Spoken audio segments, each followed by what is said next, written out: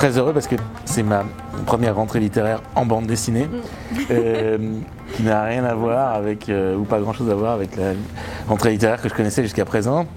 Et ça, c'est très bien.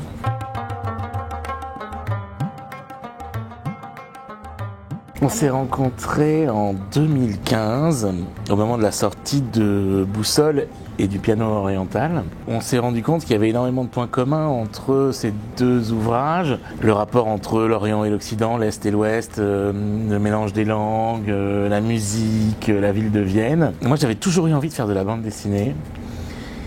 Et j'avais une ou deux histoires qui me trottaient dans la tête et j'ai proposé à Zeyna un travail en commun. Ça me tentait aussi d'essayer une collaboration. C'était une première pour moi, d'écrire et de dessiner avec quelqu'un sur une histoire qui ne serait pas autobiographique.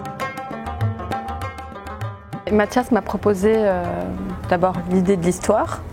Ensuite, assez rapidement, il a écrit toute la partie afghane du livre, parce que le livre est constitué de deux histoires qui se juxtaposent. Et donc on a d'abord eu le texte de cette partie-là, que j'ai très vite dessiné. Il y avait une grande liberté dans le découpage, une grande liberté de faire les choix du rythme de lecture, du rythme de l'histoire, de choisir combien de pages par scène, construire aussi les transitions entre ces scènes afghanes et les scènes qui se déroulent à Berlin de nos jours.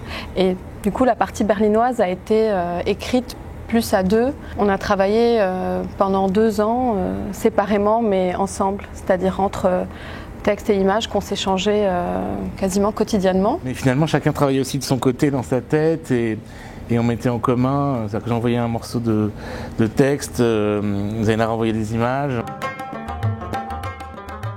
C'est à la fois, je pense, un livre